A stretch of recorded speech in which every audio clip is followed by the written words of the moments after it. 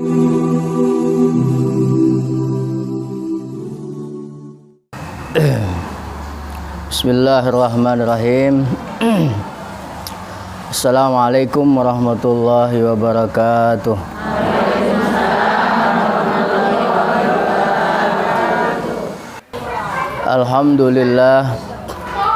Alhamdulillahilladzi farada taubata wa harrama al-israr. Wa asyhadu an la ilaha illallah wahdahu la syarikalah katibul athar. Wa asyhadu anna sayyidana wa nabiyyana Muhammadan abduhu wa rasuluh safwatul akhyar sallallahu wa sallam alaihi wa ala alihi wa sahbihi sadatil abrar. Amma ba'd. Ibadallah, ibu-ibu jamaah pengajian malam Rabu yang dimuliakan Allah, puji syukur alhamdulillah, mari sama-sama kita panjatkan kehadirat Allah Subhanahu wa taala yang masih memberikan kita nikmat, sehingga dengan nikmat-nikmat itu alhamdulillah malam hari ini kita masih bisa melangkahkan kaki kita menuju aula masjid ini dalam rangka melaksanakan salah satu kewajiban kita sebagai seorang muslim atau muslimah, yaitu menghadiri majelis-majelis ilmu. Mudah-mudahan langkah kita, duduknya kita, semuanya dicatat sebagai amal soleh yang nantinya akan menolong kita di yaumil qiyamah. Amin Allahumma amin. Ibu sehat? Alhamdulillah. Siap ngaji, siap?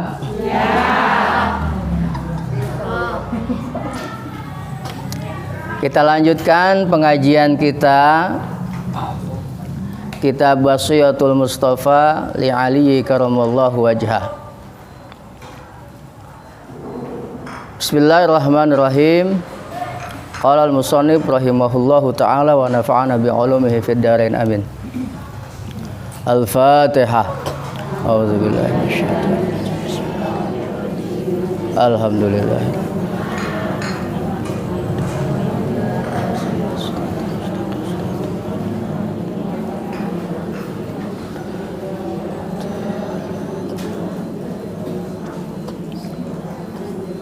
Bismillahi, kami mulai membaca kitab Wasiyatul Mustafa ini dengan menyebut namamu ya Allah, Ar-Rahman yang maha pengasih, Ar-Rahim yang maha penyayang. Ya Aliyu, wahai sahabatku Sayyidina Ali, kata baginda Rasul, tamanna berangan-angan siapa Jibrilu, malaikat Jibril, berangan-angan ayyakuna, bahwa dia ada mimbani Adama,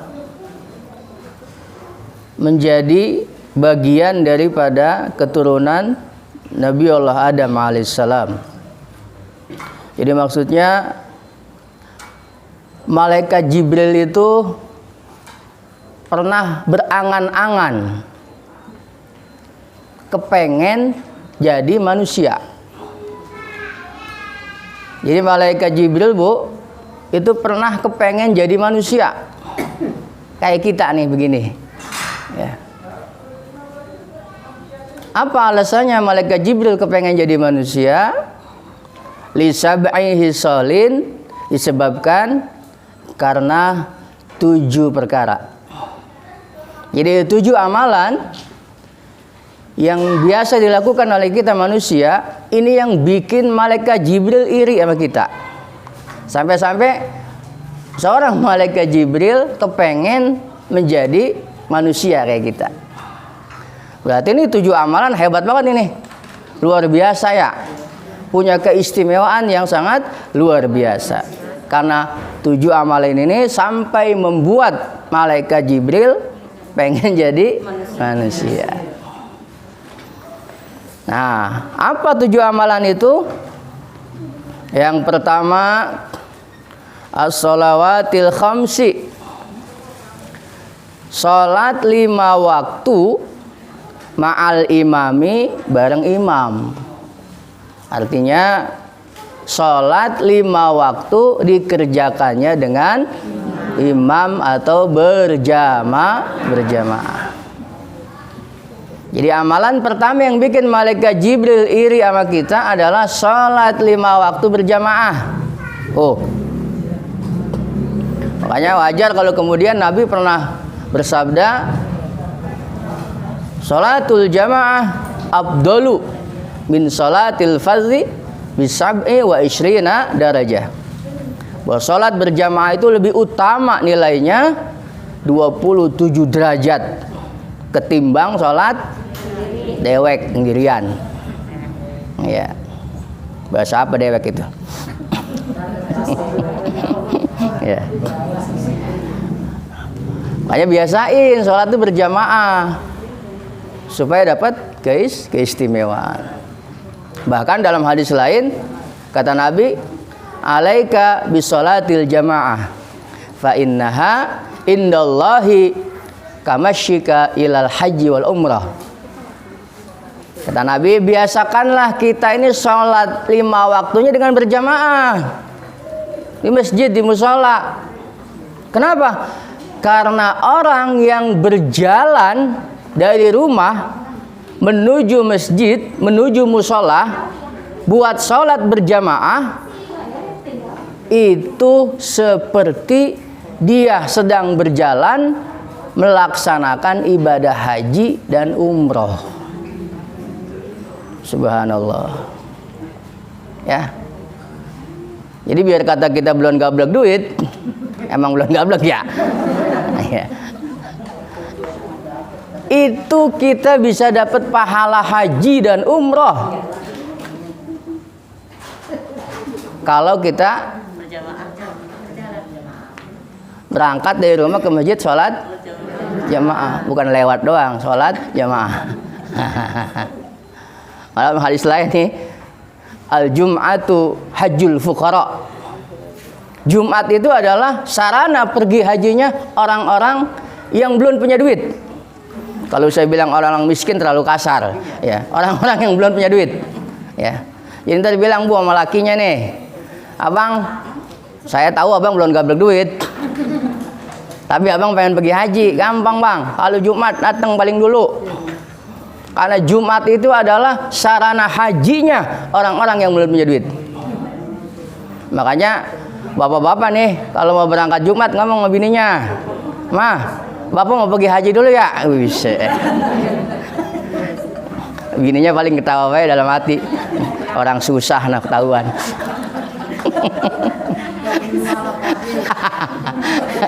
Ya. Nah, iya ya. Jadi Jumat itu adalah sarana hajinya orang yang belum punya duit.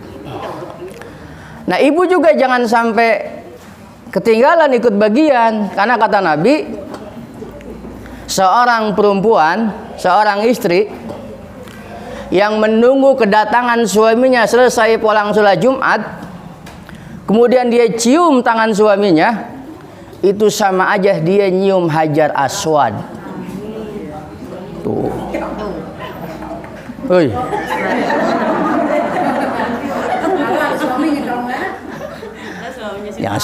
Iya kan. Makanya nih besok Jumat kalau lakinya pulang Jumat tungguin depan rumah. Ya, dandan bebedak. Entar asal suaminya nongol dari itu kelihatan, wah si Aswad pulang noh. Wah cium aku nih ya. Tuh. Ya. Iya jangan sempetan berharga itu buat nyium Hajar Aswad tiap Jumat ya. Yang umrah belum tentu bisa nyium Hajar Aswad, apalagi sekarang dijaga Ka'bahnya ya. Nah, kita bisa tiap Jumat nyium Hajar Aswad ya. Memang udah dasar lakinya hitam, aswad.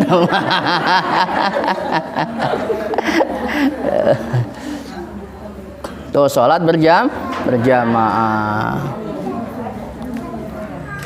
Yang kedua, Amalan yang bikin malaikat Jibril iri sampai-sampai berangan-angan pengen jadi manusia kayak kita. Kata Nabi, wa mujalasatul ulama ay wa mujalasatil ulama. Duduk bareng ulama. Duduk bareng orang-orang alim. Duduk bareng orang-orang soleh. Maksudnya sering hadir di pengajian-pengajian. Nih kayak begini malam ini nih.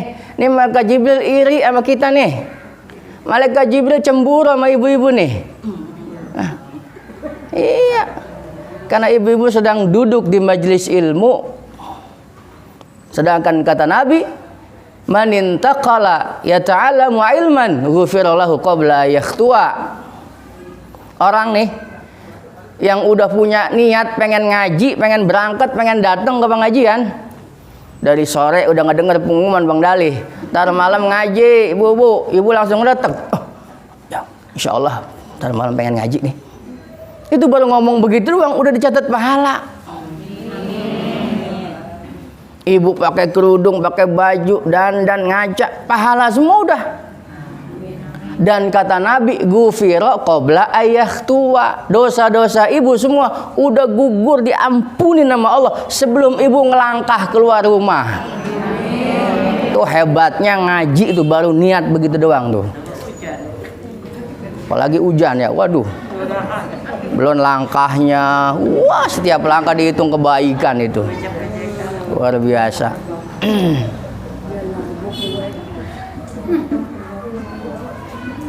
Dalam kitab Tanqihul Qaul dijelaskan kata Nabi Ibnu Mas'ud, julusuka sa'atan fi majlisil ilmi. Kita duduk nih ngaji kayak begini, duduk sejam, jangan lama-lama. Sa'atan 1 jam. Berarti Nabi udah bisa nebak bahwa umatnya itu kalau ngaji kemampuannya paling lama sejam udah. Biasanya kalau udah sejam lewat udah, aduh. Nah, kadang-kadang baru 5 menit udah ngop mulu ya. Sejam, paling lama sejam kita kuat ngaji itu. Kita duduk di pengajian sejam nih, agak usah bawa pulpen. La tamasuk qalaman, enggak usah bawa pulpen, enggak usah. Wala taktubu harfan, kagak usah nulis, diam duduk kayak duduk nyender. Enggak apa-apa. Duduk aja duduk. Apa kata Nabi? Khairun laka, lebih baik buat kamu min itki alfi raqabatin, daripada kita memerdekakan 1000 orang budak. Duduk doang, apalagi ampe nulis, ampe nyatet. Waduh, udah kagak kehitung pahalanya itu. Yang duduk aja yang kagak ngapa-ngapain, nyender ngorok, nggak apa-apa, itu sama pahalanya itu. Iya.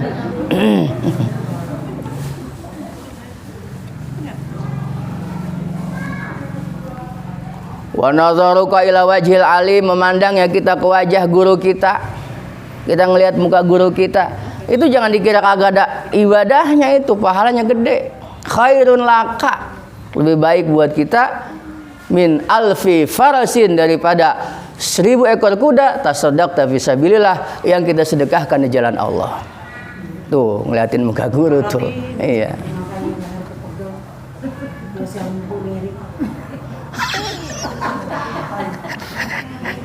Wassalamuka, kita ngucapin salam ke guru. Ya. Assalamualaikum. Waalaikumsalam.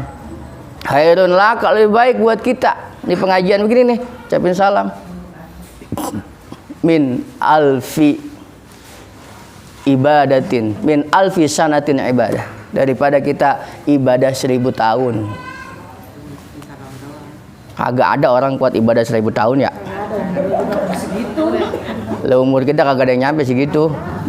Paling banter kalau kita ngikut umat Nabi Muhammad berapa? 63. Yang ini malam umurnya udah 62 tahun 11 bulan, sebulan lagi.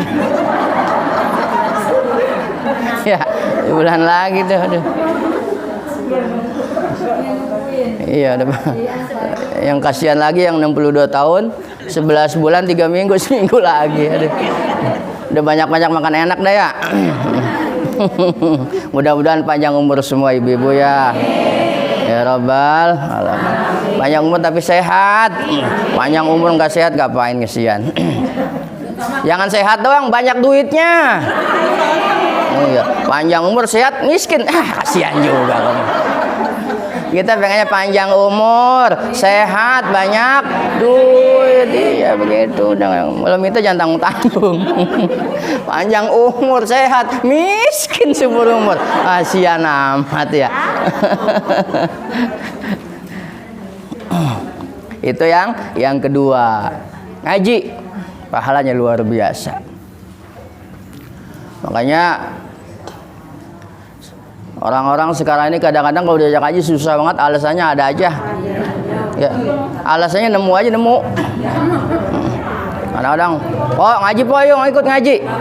Duluan gua ribet. Bawa-bawa diajak ngaji, bang ngaji bang. Gua gak enak badan ini. Lah gak enak badan di luar baik, masuk istirahat dalam. Lu mau ngaji rebel banget tuh berangkat sono. Sampai kelar ngaji masih jongkok gue depan rumah. Ada yang pulang ngaji katanya kagak enak badan. Iya tadi kadang udah baik. Itu gak enak badannya soal mau ngaji doang tuh. Bukan orang sini, bukan orang sono. Iya ya. Masya Allah. Dia nggak tahu kenapa dia malas ngaji. Apa dia nggak tahu keistimewaan ngaji? Tahu. Kenapa orang sekarang diajak ibadah susah? Apa dia nggak tahu keutamaan ibadah? Tahu. Kenapa orang sekarang diajak berbuat baik susah? Apa dia nggak paham? Paham. Kenapa orang sekarang susah diajak ibadah? Karena mata hatinya ketutup sama dunia. Bu. Ya. Bu. Ya. Orang itu kalau hatinya udah ketutup sama dunia, masya Allah, udah terlalu cinta sama dunia, hubud dunianya udah ke ubun-ubun, itu dinasihatin kayak bukan kena. Dulu zaman Nabi Isa alaihissalam, Nabi Isa pernah ngetes santrinya. Kata Nabi Isa, santri, ya Nabi, besok ikut saya. Kemana? Jalan-jalan. Siap, kita kumpul di sini ya.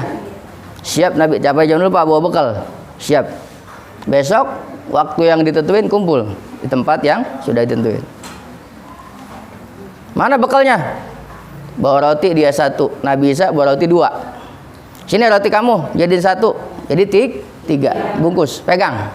Ya, pegang nih roti nih. Ingat pesan saya, jangan sampai ini roti kamu makan sebelum diizinkan sama saya dan sebelum kita makan rotinya bareng-bareng. Sanggup? Sanggup Nabi. Siap? Siap. Ayo kita berangkat. Berangkat. Lewat kampung. Lewat desa.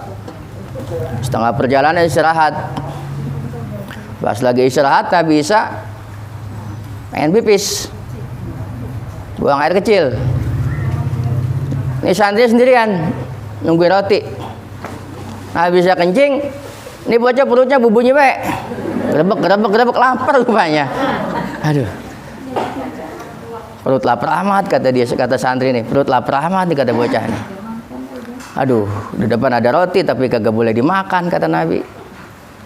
Duh, lama banget lagi nih kencingnya, jauh banget lagi. Perut lapar nih, bagaimana nih ya? Oh berontak aja itu.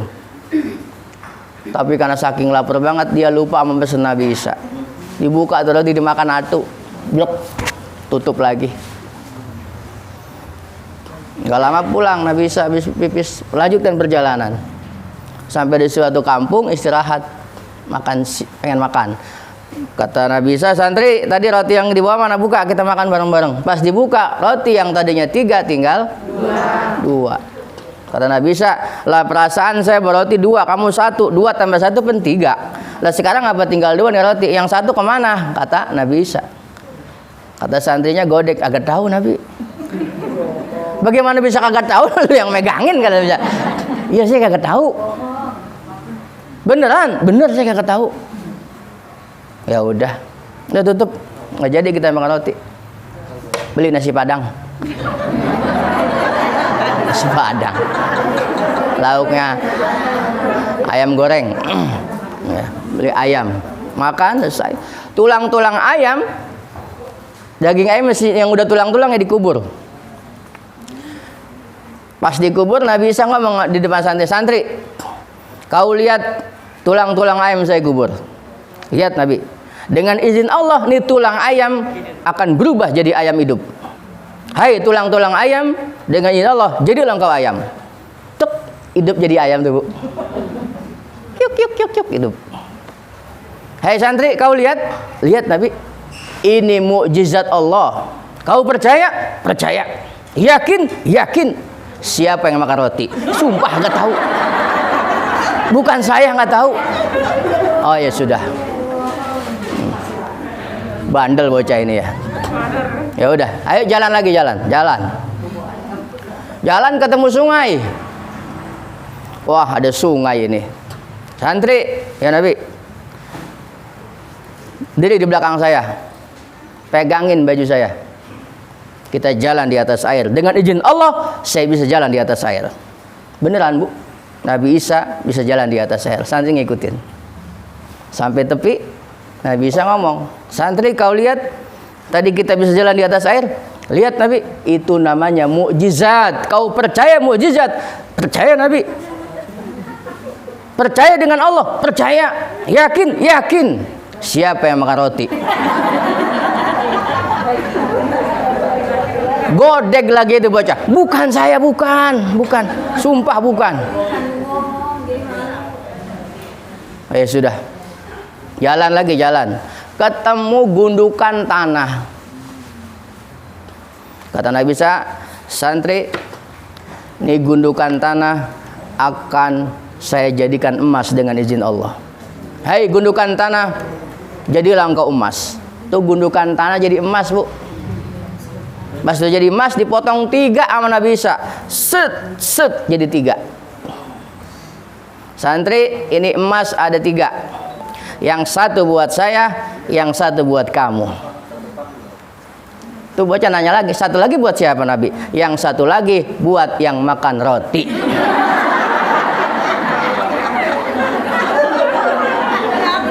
Tuh bocah nggak mikir lagi, langsung ngangkat tangan, saya yang makan roti.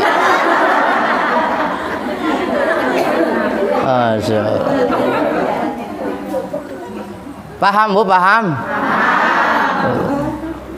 Orang kalau udah ketutup dunia begitu.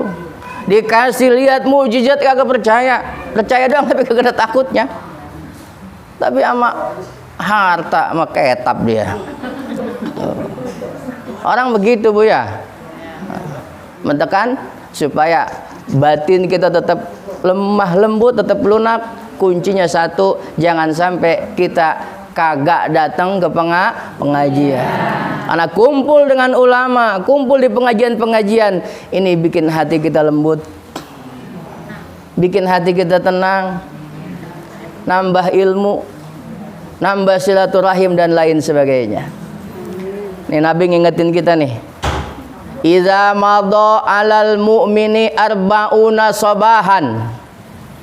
Apabila kita melewati hari 40 hari kita lewatin, walam yajlisil ulama, dari 40 hari itu kita sehari aja kagak pernah nyempetin waktu buat datang ke pengajian.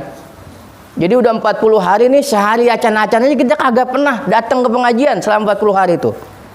Apa kata Nabi? Qasa qalbuhu. Itu yang bikin hati kita jadi keras. Itu yang bikin hati kita jadi susah menerima nasihat, susah menerima kebenaran. Itu yang bikin hati kita keras, nggak bisa dibilangin, nggak mempan sama nasihat dan lain sebagainya. Jadi kalau sudah sampai 40 hari kita nggak pernah ngaji, bahaya itu. Wajah sara alal kabair. Orang yang 40 hari nggak pernah ngaji sehari acan-acan, wajah sara alal kabair. Berani sama orang-orang gede, sama ulama nyelongcong, sama habaib nyelongcong, sama kiai kagak sopan, sama ustadz suul adab. Tuh orang kalau kagak pernah ngaji begitu tuh, kagak ada sopan-sopannya, apalagi sama orang tua. Itu yang bikin hati keras. Kenapa? Fa innal ilma hayatul qalbi. Fa innal ilma hayatul qalbi. Karena ilmu itu adalah yang bikin hati kita ini hidup. Ilmu yang bikin hati kita hidup. Ilmu yang bikin hati kita tenang, damai dan lain sebagainya. Makanya alhamdulillah Allah takdirkan kita bisa menjadi orang-orang yang senang duduk di majlis-majlis ilmu. Alhamdulillah. Tuh, yang kedua tuh, yang bikin malaikat Jibril iri sama kita manusia. Yang ketiga apa ini? Mana dia? Yang ketiga, wa iyadatil marid. Amalan yang bikin malaikat Jibril iri sampai pengen jadi manusia adalah menjenguk orang yang sakit. Malaikat iri manusia pengen jenguk orang sakit karena malaikat nggak pernah jenguk malaikat sakit.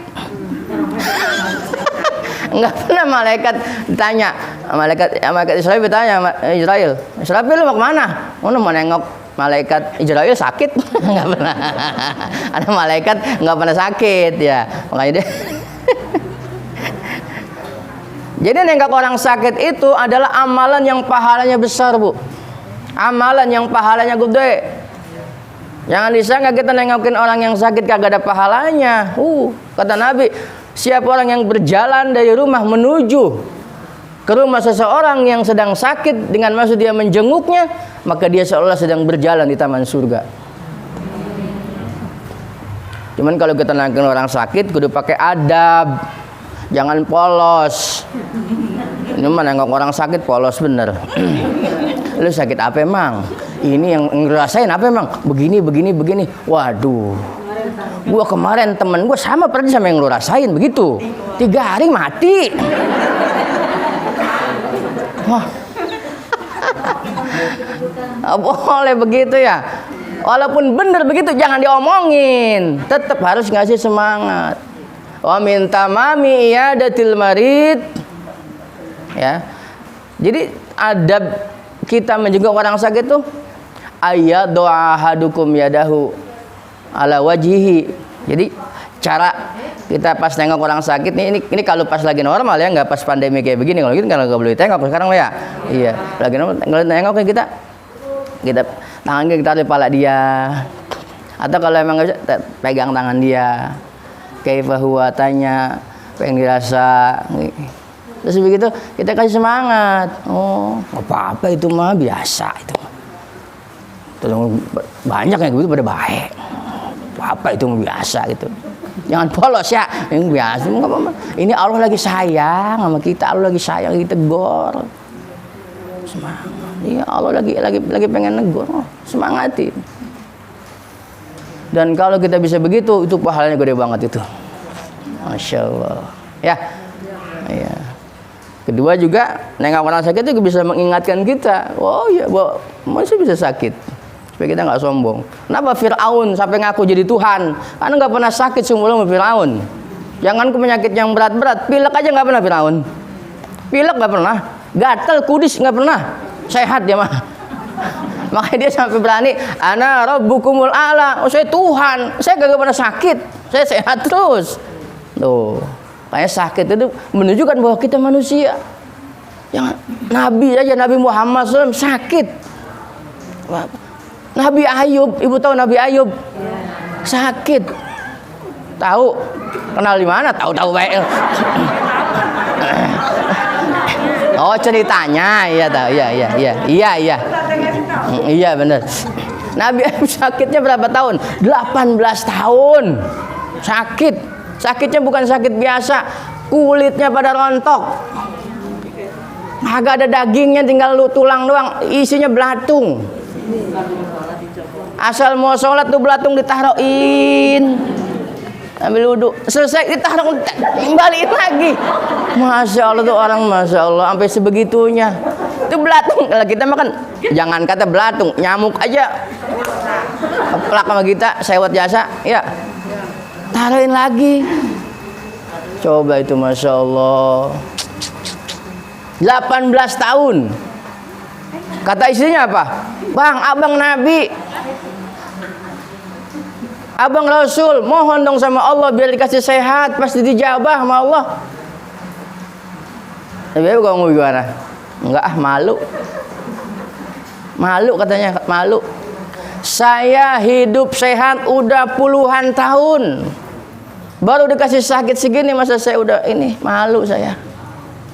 Enggak seimbang. Biarin. Tuh Nabi Ayub. Jadi sakit menunjukkan kelemahan kita sebagai manusia. Manusia yang cerita kan keistimewaan-keistimewaannya udah paham tuh ya. Nah, kemudian itu yang keberapa? 3. Yang ketujuh ya? Yang ketujuh ya itu ya? Hah? Oh, ketiga. Ngetes. Kirain ngantuk kali lah.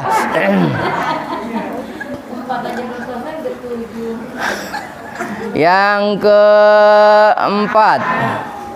Yang keempat watasyi'il janazah. Nah, ini nih. Mengantarkan jenazah, ngiring jenazah. Ngiringnya kemana? Kuburan, misalnya ke mall, ke kuburan, ya jenazah. Jadi kita ngiringin jenazah itu jangan dikira amalan sepele. Ya, kata Nabi nih, siapa orang yang ngikut nyolatin jenazah, terus ngikut nganterin jenazah ke pemakaman, sampai dikelar, sampai dikuburin, itu kata Nabi pahalanya seperti gunung Uhud. Pahala yang bakal diberikan buat orang yang ngikut nyolatin sama nganterin jenazah. Masya Allah. Tapi jangan sekedar nganterin doang. Kenapa kita disuruh nganterin jenazah? Supaya kita berpikir, ngambil ibrah, ambil pelajaran. Kayak tadi sakit, ngambil pelajaran. Dengan kita tajiyah, kita kan akan semakin sadar. Iya, sekarang gua tajiyah ke rumah dia. Besok minggu depan gue yang ditajiyain kali nih. Iya, sekarang saya yang nyolatin, besok saya kali disolatin. Besok saya yang nganter, besok saya yang diantar kali. Kan maut mah kagak ada yang tahu ya. Ya kalau udah datang kagak mandang siapa kita. Mau kaya, mau miskin, mau tua, mau muda, jadi aja kalau udah datang. Namanya mati. Walaupun kita ngumpet di lubang semut sekalipun tetap. Kul innal mautal ladzi tafirruna minhu fa innahu mulaqikum. Kematian yang kita lari, yang kita ngumpet, yang kita kagak mau, pasti bakal ketemu. Satu saat entah di mana entah kapan. Wa ma tadri nafsun bi ayyi ardin tamut. Seseorang nggak bakal tahu di mana dia bakal meninggal dunia. Kita boleh lahir di Sembung, tapi belum tentu kita mati di Sembung. Nggak ada yang tahu kita bakal mati di mana dan kapan. Dan dalam kondisi seperti apa. Mudah-mudahan kita semua ketika nanti saatnya meninggal dunia, Allah wafatkan kita dalam keadaan husnul khotimah. Ya. Jadi nganter jenazah. Lagian Ibu, ketika jenazah lagi digotong dibawa ke makam, itu tuh jenazah tuh ngomong, mungkin kita nggak denger aja. Kalau nggak denger mau dilempar bisa itu. Ngomong. Tuh kalau yang jenazahnya orang agak baik, orang ahli maksiat, dia ngomong begini, aina tazhabuni, aina tazhabuni, ini mau dibawa kemana ini, saya mau dibawa kemana ini. Tuh jenazah lagi digotong-gotong, nanya dia, ini mau dibawa kemana ini, ketakutan dia, ini saya mau dibawa kemana ini, aduh, ayo janganlah, takutan. Ini kita kagak denger aja, nggak ada yang tahu. Tapi kalau yang meninggal orang soleh, orang baik, apa katanya? Badiruni, badiruni. Ayo buruan, ngapa? Buruan. Ayo cepetan. Girangnya segirang. Kayak mau diajak ngelamar, girang bener. Ayo buruan. Ayo buruan. Girang, ayo buruan. Badiruni. Mudah-mudahan kita orang yang begitu ya.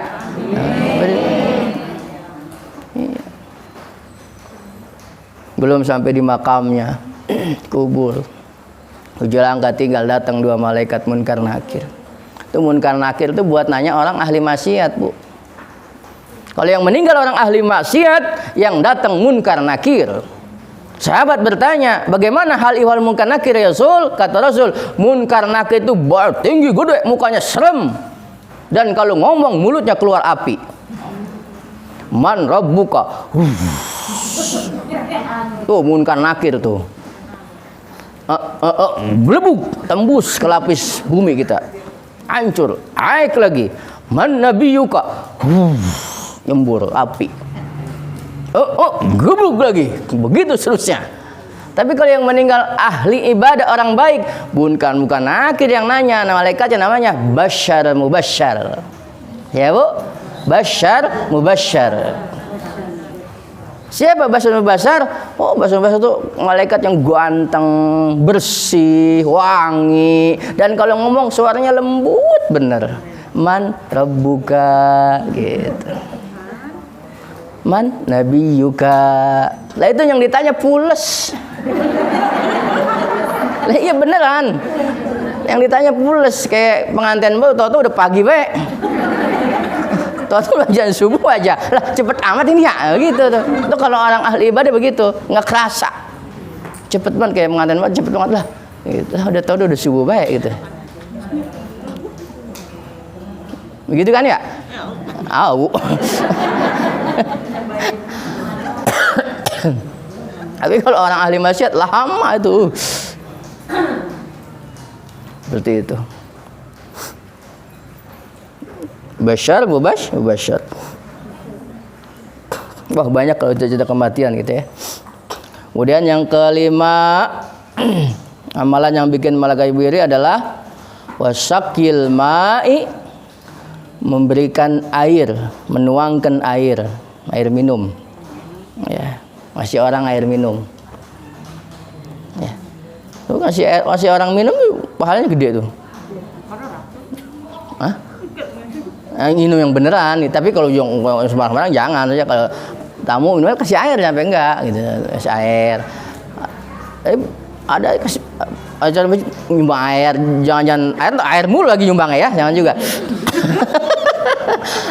Aja ngasih minum bagus gitu. Ngasih minum bagus.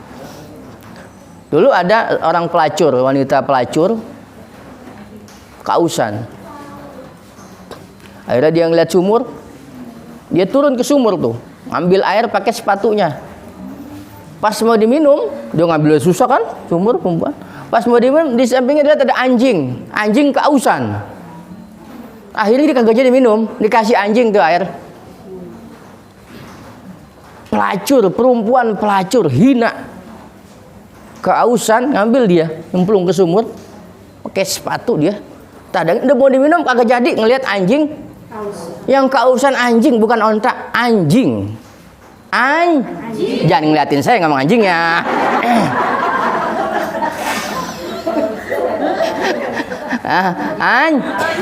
Bawa aja anjing itu ya. Anjing yang dikasih minum anjing, Bu. Masya Allah. Bukan ayam, bukan emeng, bukan onta, anjing, binatang hina, haram. Dikasih anjing minum. Itu saat itu juga Allah kasih hidayah kepada perempuan pelacur itu. Ampuni dosanya semua. Taubat jadi sudah. Wasilah ngasih minum anjing, binatang yang diharamkan. Luar biasa. Ngasih minum. Tanya gede ngasih minum. Selain itu juga ada makna tersirat juga dari memberi air ini. Maksudnya air itu kan sumber kehidupan ya. Ini kita kalau kesiram air adem gitu ya. Artinya maksudnya amalan ini juga bisa diartikan adalah orang yang selalu memberikan ketenangan, kedamaian, kenyamanan buat orang lain. Jadi orang selalu ngasih ketentraman, kedamaian, kenyamanan buat orang lain. Seperti itu juga maksudnya, bisa juga seperti itu.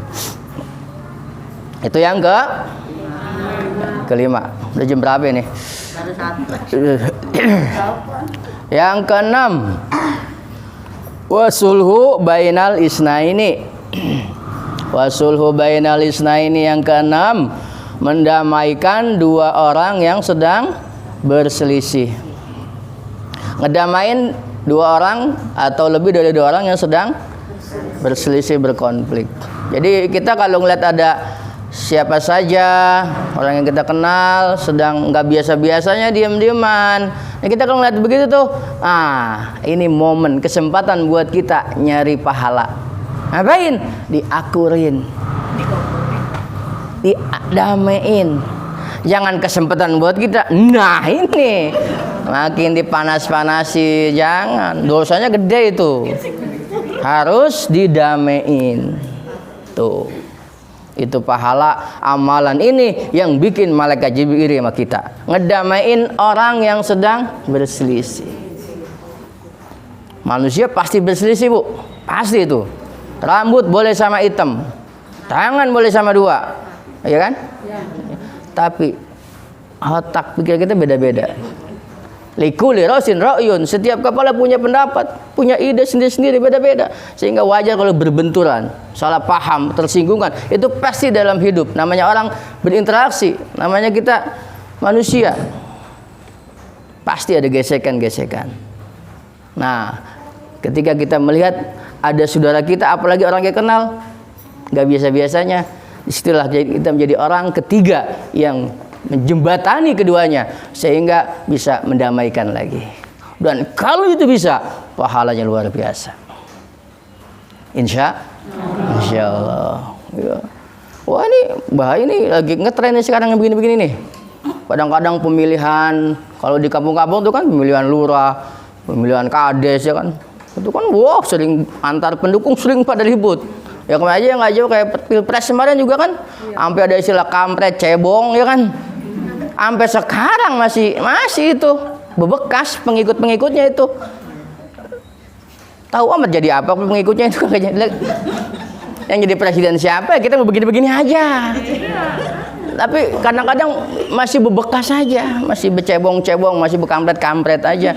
Padahal kagak dapat apa-apa, susah-susah juga padahal mah. Ini bahaya seperti itu kita. Ya, jangan damaiin. Udah, yang udah itu udah. Siapapun presidennya, ya. Yang penting kita mah bukan, yang penting kita ngurusin diri sendiri. Kewajibannya itu ngurusin diri sendiri, bukan ngurusin presiden, nggak wajib gitu. Yang penting kita ngurusin. Karena ntar di akhirnya kita ditanya tentang kita, bukan tentang presiden.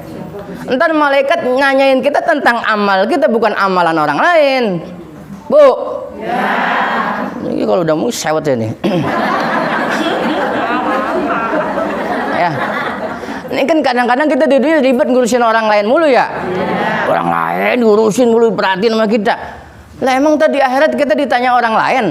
Enggak. Malaikat tanya tentang kita. Apa yang kita lakuin, apa yang kita perbuat, yang ditanya kita, bukan orang lain yang ditanya malaikat. Jangan ngurusin orang lain, urusin diri sendiri. Paham? Maksudnya bukan kita nggak peduli sama orang, bukan begitu maksudnya ya. Iya.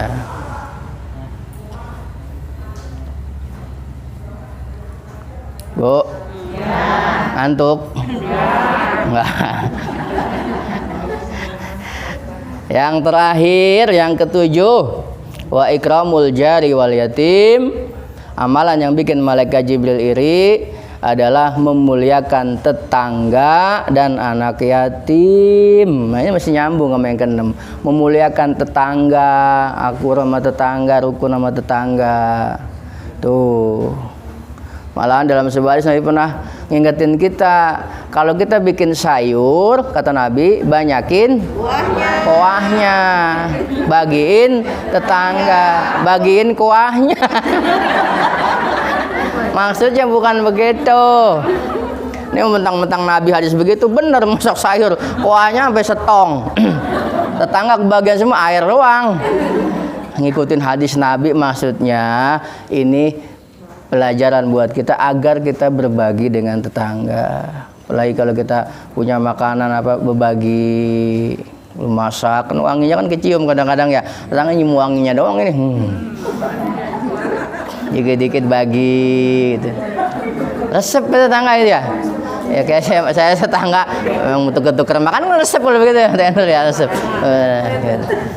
Gitu, bagi-bagi, sering berbagi. Kita sering jangan nih, inget nih, jangan nunggu. Kalau bisa kita yang mulai, jangan nunggu. Gue mau bagi sama tetangga gue dah. Kalau tetangga ngasih, gue ngasih. Kalau enggak, gue kagak. Jadi jangan nunggu, kita yang mulain. Kalau kebaikan harus jadi nomor satu, mulai kita. Jadi pelopor kebaikan. Biar tetangga gue pada begitu, penting gue kagak. Gue bagi. Dia yang bagi kagak terserah. Nah, gitu. Jadi jangan nunggu. Gimana dia ntar jangan, kita mulai. Bagi makanan dikit-dikit biar ngerasain gitu. Tetangga itu saudara paling dekat, tetangga. Yatim, nah, yatim gak usah diomongin dah, udah paham. Yang muliakan anak-anak yatim. Jadi bukan kewajiban pemerintah saja mau anak yatim, bukan kewajiban kita masing-masing. Memuliakan anak yatim, ngurusin dia, merhatiin dia. Karena dengan dimatikannya bapaknya, secara nggak langsung mengangkat kita sebagai orang tuanya. Ya, jadi ibu ketika melihat anak yatim jangan bapaknya mati, terus udah dia bukan begitu maksudnya. Allah wafatkan bapaknya sengaja supaya kita jadi bapaknya, kita jadi emaknya. Maksudnya seperti itu. Makanya ketika anak yatim itu masih belum balik, itu masih kewajiban kita ngurus dia. Kalau dia nangis karena dia nggak punya makan atau kena kecewa, kesel, nggak bisa apa-apa, kita nangis nggak punya apa, sekampung dosa semua. Tuh, karena bapaknya sekampung semua. Bapak dia itu, karena kebangetan kalau dia sampai nangis itu kebangetan, akal nggak masuk. Karena bapaknya sekampung, iya kan? Ya, atau yatim tuh orang paling kaya harus, karena bapaknya sekampung dia. Makanya nggak lucu kalau ada anak yatim keblangsak, nggak lucu. Anak yatim susah, nggak lucu. Malu kita. Ya, muliakan anak yatim. Karena Nabi dulu ada sahabat, enggak ada tamu datang ke Nabi, ya Rasul, ini saya mau nanya, ini kenapa ya hati saya kok gelisah mulu, hati saya kok rungsing mulu, ini kenapa ini ya, enggak tenang mulu gitu. Kata Nabi, imsah ra'sal yatim, usap pala anak, sering-sering usap pala anak yatim, Mas, kata Nabi itu ya, sering-sering usap pala anak yatim dah, ama ngasih makan orang miskin, insya Allah hatinya lembut, tenang, enggak rungsing lagi. Itu kuncinya. Ya, itu jadi 7 amalan yang membuat malaikat Jibril iri. Fahris ala zalika, fahris, jagalah ala zalika, atas 7 amalan itu. Karena luar biasa istimewanya atau manfaatnya, luar biasa besarnya. Ibu ya, dari sini ada yang ditanyain? Dari 7 ini, paham? Paham ya? Ya, udah diem aja berarti paham. Orang diem tuh 2 kemungkinan, Bu. 3. 1 paham, 2 ngantuk, 3 pengen pulang. Ya, ada yang nanya, ya. Jenazah lewat depan rumah, ya. Oh iya, memang kalau perempuan kan makruh kalau dia tidak bisa mengendalikan jiwanya ya, kalau perempuan suka. Jadi kalau kita ngelihat jenazah lewat, itu disunahkan kita ikut berdiri saja. Ikut berdiri tahriman, menghormati, sambil ikut mendoakan dalam hati. Nabi saja pernah saat itu ada jenazah orang kafir.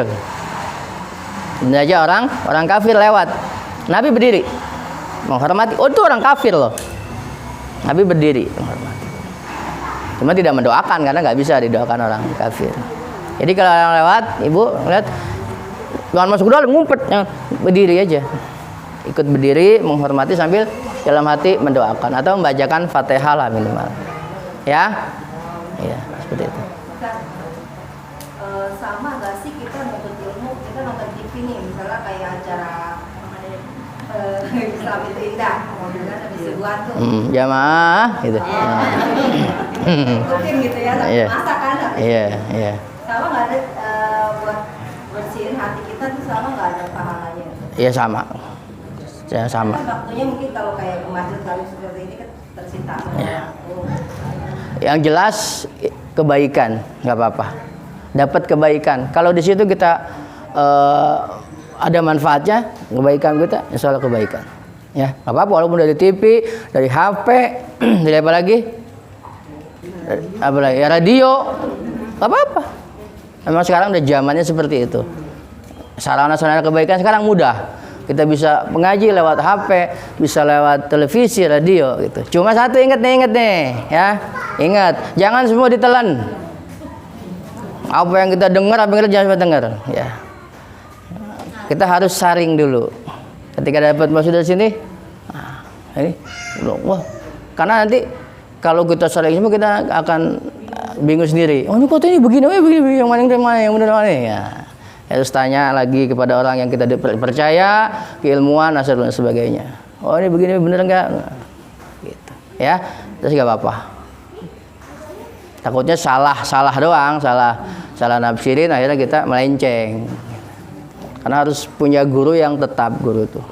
Jadi kalau kita baca buku boleh, tapi kalau kita ada yang nggak paham, tanya sama guru, tanya sama orang yang lebih paham, yang kita percaya, ya.